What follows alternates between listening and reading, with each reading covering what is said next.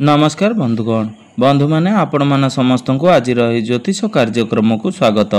आज ज्योतिष कार्यक्रमटी मिथुन राशि व्यक्ति विशेष मानक पई बहुत गुरुत्वपूर्ण अटे, बहुत ही खास अटे। कारण मिथुन राशि व्यक्ति विशेष मानकर जीवन यही रथयात्रा परठारु बदलिबाकु जाउअछि। आपणकर जीवन रे नूतन सूर्य उदय हेबापई जाउअछि। आपणकर जीवन रे चलिथिबा समस्त दुख कष्ट एवं समस्यार अंत हेबापई जाउअछि। कारण यही रथयात्रा परे ग्रह मानकर गोचर रे एक बड़ परिवर्तन हेबापई जाउछि, जार प्रभाव रे आपणक जीवन रे एक बड़ परिवर्तन हेबापई जाउअछि। आपणकर स्वास्थ्य, शिक्षा, प्रेम संपर्क, वैवाहिक जीवन, भाग्य, क्यारियर एवं व्यापार वाणिज्य क्षेत्र रे आपन को बहुत अधिक सफलता मिलवाकू जाउअछि। आपन को प्रत्येकटी क्षेत्र रे एक सकारात्मक परिवर्तन हेबापई जाउछि। तेबे आपन को जीवन रे केउ सब घटना मान घटिबाकू जाउछि से विषय रे जानिबा पई आपण माने भिडियोटी को स्किप न करी थरे मात्र शेष पर्यंत निश्चिंत देखंतु। एवं आपण मानकर जदि मिथुन राशि होई थाए तेबे भिडियोटी को स्किप गोटे लाइक करी चैनल टी को सब्सक्राइब कर दियंतु। आपण माने जदि सच्चा हृदय रे ईश्वर को भक्ति करुथांती, विश्वास करुथांती तेबे भक्ति एवं श्रद्धार सहित कमेंट बॉक्स रे जय श्री जगन्नाथ अवश्य लिखि दियंतु। तो बंधु माने आसंतु आरंभ करिबा आज रही कार्यक्रम को, जहा कि जन्म राशि एवं चंद्र राशि उपरे संपूर्ण आधारित अटे। तेबे राशि चक्र 12 गोटी राशि मध्यरु तृतीय राशि हेउची मिथुन राशि एवं मिथुन राशि राशियाधिपति हेउचंती बुध। तो बुध आपणक कुंडलीर द्वितीय भाव रे विराजमान अछंती। गुरु एवं सूर्य आपणक कुंडलीर प्रथम भाव रे विराजमान अछंती। मंगल एवं केतु आपणकर तृतीय भाव रे विराजमान अछंती। राहु आपणकर नवम भाव तथा भाग्य भाव रे विराजमान अछंती। शनि आपणकर दशम भाव रे विराजमान अछंती एवं शुक्र आपणकर द्वादश भाव रे विराजमान अछंती। तो बंधु माने सर्वप्रथमे आसंतु जानि नेबा आपणकर स्वास्थ्य किपरि रहिबो एही रथयात्रा परर समय। तो बंधु माने कुंडलीर प्रथम भावटी होता है आपणकर स्वास्थ्यर भाव, आपणकर इम्यूनिटी सिस्टम रो भाव। आपणकर प्रथम भावर अधिपति हेउचंती बुध। तो बुध आपणकर द्वितीय भाव रे बहुत भल स्थिति रे विराजमान अछंती एवं आपणकर प्रथम भाव रे विराजमान अछंती गुरु एवं सूर्य। तो आपणक कुंडली रे जेहेतु ग्रह मानकर स्थिति बहुत भल रहुची तो स्वास्थ्य मध्य आपणकर बहुत भल रहिबो। आपणकर प्रथम भाव, पंचम भाव एवं नवम भावर अधिपति बहुत भल स्थिति रे विराजमान अछंती। आपणकर पंचम भावर अधिपति शुक्र आपणकर द्वादश भाव रे थिले मध्य तो शुक्र निजर स्व राशि रे रही विपरीत राजयोगर निर्माण करुछंती, जहा फल रे आपणकर स्वास्थ्य बहुत भल रहिबो। तो जदि पूर्वरु आपणकर स्वास्थ्य जनित समस्या लागी रहितिला बा आपणकर कोनोसी प्रकार शारीरिक असुस्थ लागी रहितिला तेबे सेथिरे सुधार आसीबो। आपण निजको हेल्दी अनुभव करिवे। आपणकर इम्यूनिटी सिस्टम स्ट्रांग रहिबो। एबे आसंतु जानि नेबा आपणकर शिक्षा क्षेत्र किपरि रहिबो एही रथयात्रा परर समय। तो विद्यार्थी मानक पई किपरि रहिबो एही रथयात्रा परर समय। तो बंधु माने कुंडलीर पंचम भावटी होइथाय आपणकर शिक्षा क्षेत्रर भाव। तो पंचम भावर अधिपति हेउचंती शुक्र। तो शुक्र आपणकर द्वादश भाव रे विराजमान अछंती, निजर स्व राशि रे विराजमान अछंती। तो राहुंकर नवम दृष्टि आपणकर पंचम भाव उपरे पडुछि। तो गुरुंकर दृष्टि मध्य आपणकर पंचम भाव उपरकू रहुछि। तो ए सबर प्रभाव रे आपण निश्चय आपणकर शिक्षा क्षेत्र रे किछि परिवर्तन करिबा पई चेष्टा करिवे। तो गुरुंकर दृष्टि जेहेतु पंचम भाव उपरकू रहुछि तेणु आपणक मध्य रे ज्ञान बहुत भल रहिबो। आपणकर मैनेजमेंट स्किल्स बहुत भल रहिबो। कारण गुरु हेउचंती ज्ञानर कारक ग्रह एवं गुरुंकर दृष्टि आपणकर पंचम भाव उपरकू रहुछि। यह व्यतीत राहुंकर दृष्टि मध्य आपणकर पंचम भाव उपरकू रहुतिबा हेतु आपणकर माइंड शार्प हेबो।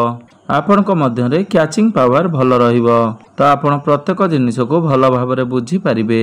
आपण खूब शीघ्र मने रखि परिबे एवं यही सबु आपणकर पाठ पढ़ा को बहुत मजबूत बनाइबो। अर्थात आपणकर शिक्षा क्षेत्र एही रथयात्रा परठारु बहुत भल रहिबो। तो आपणकर पंचम भावर अधिपति शुक्र द्वादश भाव रे जेहेतु विराजमान अछंती तेणु जो विद्यार्थी माने विदेश यात्रा करबा पई चाहुतिले बा विदेश रे रही पाठ पढ़िबा पई चाहुतिले କିମ୍ବା ଦୂର ଜାଗାରେ ପାଠ ପଢ଼ିବା ପାଇଁ ଚିନ୍ତା କରୁଥିଲେ ତ ସେଥିରେ ମଧ୍ୟ ଆପଣ ସଫଳତା ଲାଭ କରିବେ। ଆପଣ ପାଠପଢ଼ାକୁ ନେଇ କିଛି ବଡ଼ ଡିସିସନ୍ ନେଇପାରନ୍ତି।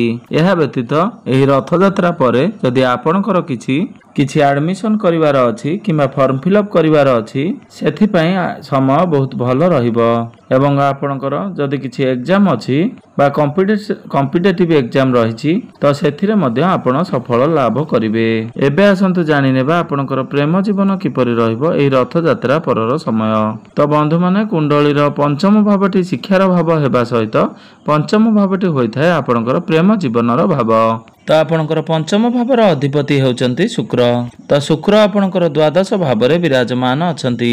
ଆପଣଙ୍କର ପ୍ରଥମ ଭାବର ଅଧିପତି ବୁଧ ଆପଣଙ୍କର ଦ୍ୱିତୀୟ ଭାବରେ ବିରାଜମାନ ଅଛନ୍ତି।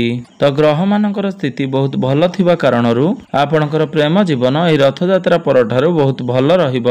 ତ ବୁଧ ଯେହେତୁ ଆପଣଙ୍କର ଦ୍ୱିତୀୟ ଭାବରେ ବିରାଜମାନ ଅଛନ୍ତି ବା ଆପଣଙ୍କର ବାଣୀ ଭାବରେ ବିରାଜମାନ ଅଛନ୍ତି ଏବଂ ବୁଧ ହେଉଛନ୍ତି ବାଣୀର କାରକ ଗ୍ରହ, ତେଣୁ ଆପଣଙ୍କର ବାଣୀରେ ଏକ ଆଟ୍ରାକ୍ଟିଭ ନେଟ୍ ଆସିବ।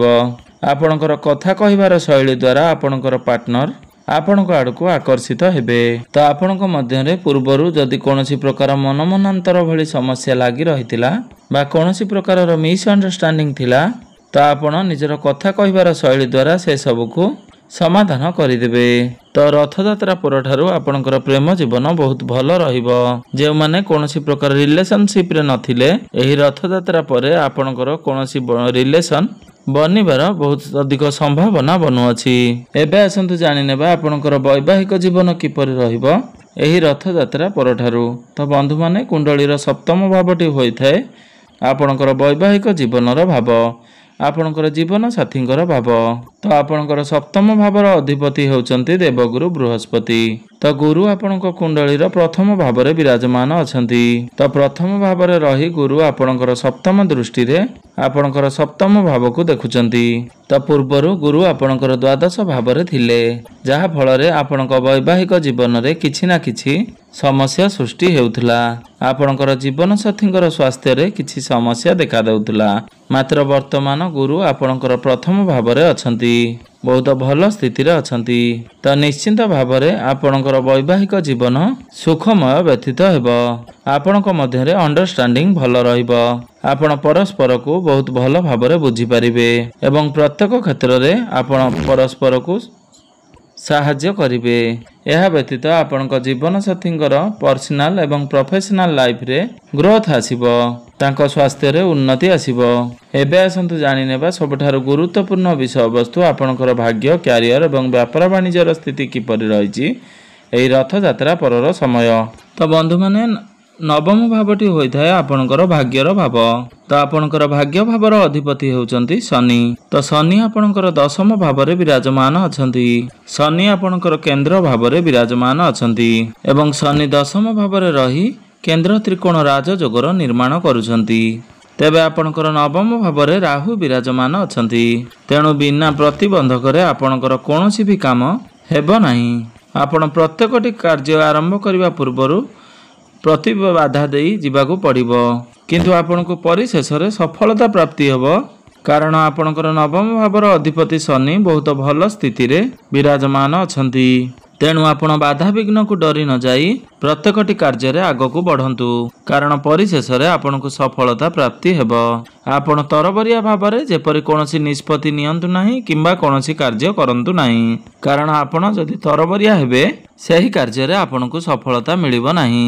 ଆପଣ ଯଦି ନିଜ ଭିତରେ ଧୈର୍ଯ୍ୟ ରଖି ଧୀରେ ସ୍ଥିର ଭାବରେ ଭଲ ଭାବରେ ବୁଝି ବିଚାରି ପ୍ଲାନିଂ କରି ବା କାର୍ଯ୍ୟରେ ଆଗକୁ ବଢ଼ନ୍ତି ତ ସେଥିରେ ନିଶ୍ଚିନ୍ତ ଭାବରେ ଆପଣଙ୍କୁ ସଫଳତା ପ୍ରାପ୍ତି ହେବ।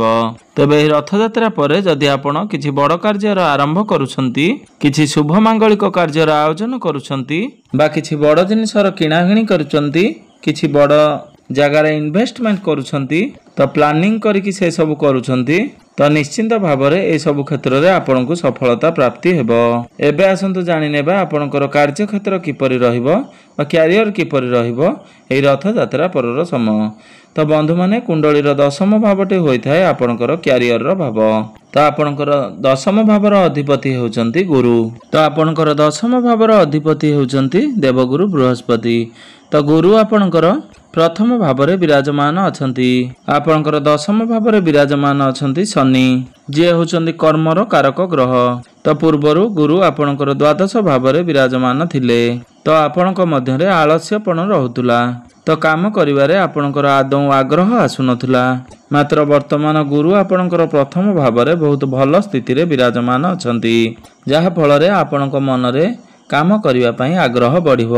ଆପଣ ନିଜର କାମକୁ ନେଇ ସିରିୟସ୍ ହେବେ। ଆପଣ ଆପଣଙ୍କର କାର୍ଯ୍ୟକ୍ଷେତ୍ରରେ ଏକ ସକାରାତ୍ମକ ପରିବର୍ତ୍ତନ ଦେଖିବା ପାଇଁ ପାଇବେ। ଆପଣଙ୍କ ମଧ୍ୟରେ ମ୍ୟାନେଜମେଣ୍ଟ ସ୍କିଲ୍ସ ବହୁତ ଭଲ ରହିବ। କମ୍ୟୁନିକେସନ ସ୍କିଲ୍ସ ମଧ୍ୟ ଆପଣଙ୍କ ମଧ୍ୟରେ ବହୁତ ଭଲ ରହିବ। ଆପଣଙ୍କ ମଧ୍ୟରେ ଜ୍ଞାନ ରହିବ। ଆପଣ କାମକୁ କିପରି ଭାବରେ ପରିଚାଳିତ କରିବାର ଅଛି, ସେ ବୁଦ୍ଧି ମଧ୍ୟ ଆପଣଙ୍କ ମଧ୍ୟରେ ରହିବ। ଯଦି ପୂର୍ବରୁ କାମ କାର୍ଯ୍ୟକୁ ନେଇ ଆପଣଙ୍କ ମନରେ କୌଣସି ପ୍ରକାର ଶଙ୍କା ରହିଥିଲା ବା କନଫିଡେନ୍ସ ଲେଭେଲ ଡାଉନ୍ ଥିଲା, ତ ଆପଣ ଭାବୁଥିଲେ ସେହି କାମକୁ ଆପଣ କେଉଁଭଳି ଭାବରେ ପରିଚାଳିତ କରିବେ, ଭବିଷ୍ୟତରେ ସେହି କାର୍ଯ୍ୟ ଆପଣଙ୍କର ପୂରଣ ହେବ କି ନାହିଁ। କିନ୍ତୁ ବର୍ତ୍ତମାନ ଆପଣଙ୍କୁ ଏକ ରିଲାକ୍ସେସନ ମିଳିଯିବ, କାରଣ ଗୁରୁ ଆପଣଙ୍କର ପ୍ରଥମ ଭାବରେ ଅଛନ୍ତି। ତ ଗୁରୁଙ୍କ ଠାରୁ ଆପଣଙ୍କୁ ସପୋର୍ଟ ମିଳିବ। ତ ଏହି ରଥଯାତ୍ରା ପରଠାରୁ ଆପଣଙ୍କର କ୍ୟାରିୟର ବହୁତ ଭଲ ରହିବ। ତ କ୍ୟାରିୟରରେ ଆପଣ ଗ୍ରୋ କରିବେ। କ୍ୟାରିୟରରେ ଆପଣଙ୍କର ଉନ୍ନତି ହେବ। ଶନି ଯେହେତୁ ଆପଣଙ୍କର ଦଶମ ଭାବରେ ଅଛନ୍ତି, ଶନି ହେଉଛନ୍ତି କର୍ମକାରକ ଗ୍ରହ, ତେବେ ଶନି ଆପଣଙ୍କୁ ନିଶ୍ଚିନ୍ତ ଭାବରେ କାମ କରାଇବେ। ଆପଣଙ୍କ ଉପରେ ରେସ୍ପନ୍ସିବିଲିଟି ଅଧିକ ରହିବ, କିନ୍ତୁ ଏହା ସହିତ ଆପଣଙ୍କର ଗ୍ରୋଥ ମଧ୍ୟ ହେବ। ଏବେ ଆସନ୍ତୁ ଜାଣିନେବା ଆପଣଙ୍କର ବ୍ୟାପାର ବାଣିଜ୍ୟର ସ୍ଥିତି କିପରି ରହିବ ଏହି ରଥଯାତ୍ରା ପରର ସମୟ। ତେବେ ବନ୍ଧୁମାନେ, ଆପଣଙ୍କର ବ୍ୟାପାର ବାଣିଜ୍ୟ ମଧ୍ୟ ଏହି ରଥଯାତ୍ରା ପରଠାରୁ ବହୁତ ଭଲ ରହୁଛି, କାରଣ ସମସ୍ତ ଗ୍ରହମାନଙ୍କର ସ୍ଥିତି ବହୁତ ଭଲ ରହୁଛି। ତ ବିଜନେସରେ ଆପଣ ଗ୍ରୋ କରିବେ। ଆପଣଙ୍କର ଫାଇନାନ୍ସିଆଲ ଗ୍ରୋଥ ହେବ। ଡେଲି ଇନକମ୍ ବଢ଼ିବ। ତ ବେପାରକୁ ଯଦି ଆପଣ ଆଗକୁ ବଢ଼ାନ୍ତି, ତ ସେଥିରେ ମଧ୍ୟ ଆପଣଙ୍କୁ ସଫଳତା ପ୍ରାପ୍ତି ହେବ। ଏବେ ଆସନ୍ତୁ ଜାଣିନେବା କିଛି ଉପାୟ ବିଷୟରେ, ଯେଉଁ ଉପାୟ ଗୁଡ଼ିକ କରିବା ଦ୍ୱାରା ଆପଣଙ୍କୁ ଅଧିକ ମାତ୍ରାରେ ଶୁଭ ଫଳ ପ୍ରାପ୍ତି ହେବ। ସେଥିପାଇଁ ଆପଣ ପ୍ରତ୍ୟେକ ଦିନ ହନୁମାନ ଚାଳିଶାର ପାଠ ଅବଶ୍ୟ କରନ୍ତୁ। ଆପଣ ପ୍ରତ୍ୟେକ ଦିନ ଗାୟତ୍ରୀ ମନ୍ତ୍ରର ଜପ 108 ଥର ଅବଶ୍ୟ କରନ୍ତୁ ଏବଂ ପ୍ରତ୍ୟେକ ଦିନ ବୁଦ୍ଧଙ୍କର ବୀଜ ମନ୍ତ୍ରର ଜପ 108 ଥର ଅବଶ୍ୟ କରନ୍ତୁ ଏବଂ ପ୍ରତ୍ୟେକ ଦିନ ଆପଣ ଉଦିତ ସୂର୍ଯ୍ୟଙ୍କୁ ତମ୍ବା ପାତ୍ରରେ ଜଳାର୍ଘ୍ୟ ଅର୍ପଣ କରନ୍ତୁ। ଆପଣଙ୍କ ଭାଗ୍ୟ ଉନ୍ନତି ହେବ ଏବଂ ନିଶ୍ଚିତ ଭାବରେ ଆପଣଙ୍କୁ ଅଧିକ ଶୁଭ ଫଳ ପ୍ରାପ୍ତି ହେବ। ତ ବନ୍ଧୁମାନେ, ଆପଣଙ୍କର ଜୀବନ ମଙ୍ଗଳମୟ ହେଉ, ଏହା ହିଁ ଈଶ୍ୱରଙ୍କ ନିକଟରେ ମୋର ଏତିକି